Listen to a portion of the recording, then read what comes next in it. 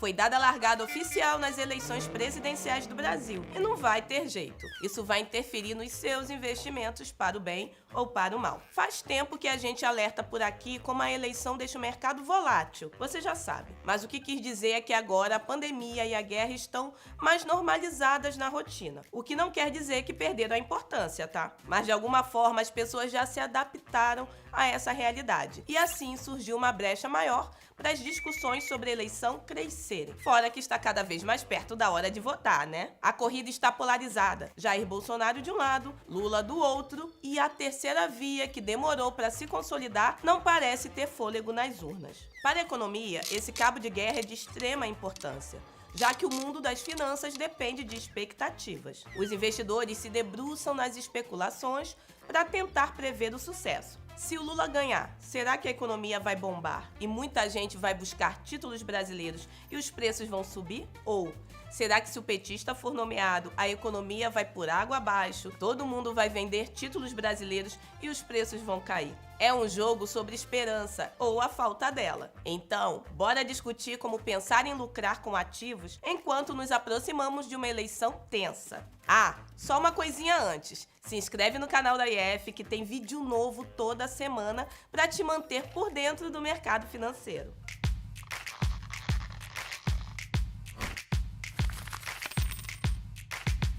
Focando na corrida presidencial, é necessário frisar que um dos impactos diretos que ela tem nas nossas vidas é na dívida pública do país. Por isso, meus caros investidores, antes de votar, leiam as propostas econômicas dos candidatos, para entender os caminhos e os planos que eles têm para os negócios do país e garantir o voto em quem representa melhor sua visão de sucesso para a economia brasileira. Para te ajudar a concretizar essa ideia, te conto que a chapa Lula-Alckmin lançou a nova versão das diretrizes do programa de governo e o mercado financeiro ficou de olho no documento, que fala em mudanças nas regras trabalhistas e no teto de gastos. Pensei aqui que, no geral, notícias relacionadas às eleições impactam a rentabilidade de títulos de renda fixa, como o Tesouro Direto. Então, queria focar um pouco nesse ativo, pode ser? Vou abrir um parêntese na nossa discussão política para apresentar o investimento.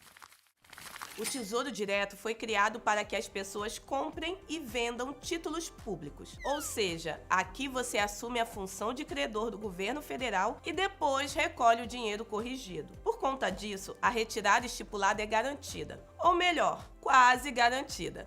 A única possibilidade de você não receber o seu dinheiro é se o tesouro quebrar. Mas caso isso aconteça, tá todo mundo lascado. O país quebra e o único caminho seria o de apagar a luz. Resumindo, para comprar o Tesouro Direto, você e outros investidores têm que acreditar no governo, na esperança de que ele vá pagar. E normalmente ele paga sim, sendo o mesmo considerado um investimento de baixo risco.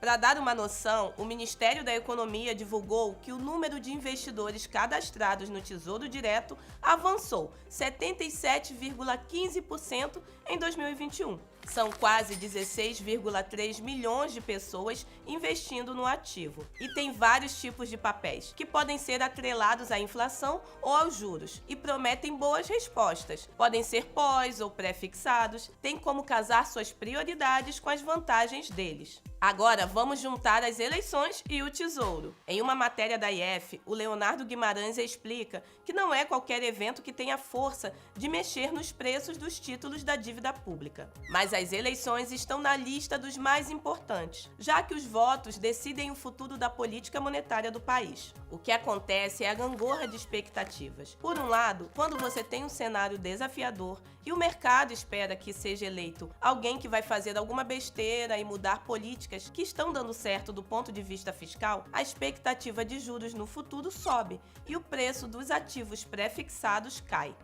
Já por outro lado, se o mercado espera que o candidato favorito para assumir a presidência vai fazer bem para a economia, a curva de juros futuros tende a diminuir.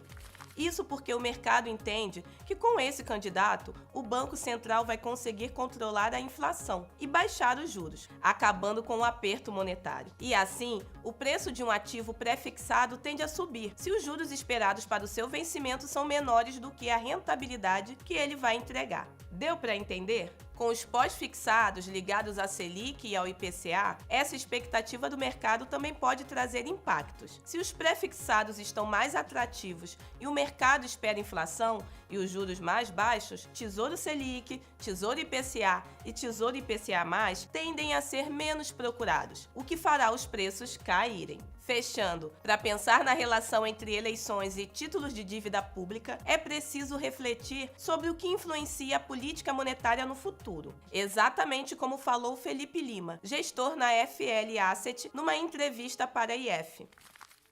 2022 não tá de brincadeira, pessoal. Antes mesmo da gente saber da guerra, 2022 já tinha sido decretado como o ano da supervolatilidade. E não erramos, né? A tendência se concretizou. E nos momentos de crise, a gente faz o quê? Respira fundo antes de tomar decisões precipitadas. Então, como sempre aconselho, tenha atenção às movimentações. Reveja sua carteira, vai fazendo mudanças aos poucos se achar necessário, diversifica, fica amigo da renda fixa, faz tudo com cautela, que as chances de ter prejuízo diminuem, tá?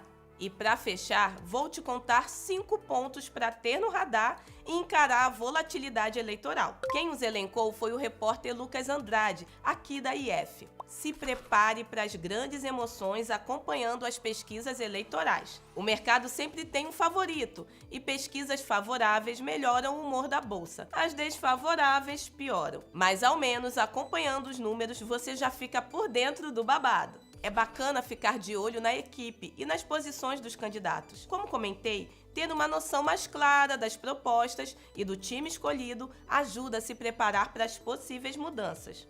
Senta para ver os relatórios de instituições financeiras. Os textos de bancos, gestoras e casas especializadas ajudam a entender a temperatura do mercado e dar dados mais embasados. E olha só, além de pensar em quem será eleito, é preciso também matutar sobre como será sua relação com o Congresso. O presidente só consegue passar suas propostas se estiver alinhado com o Congresso. Caso contrário, vem mais atrito por aí.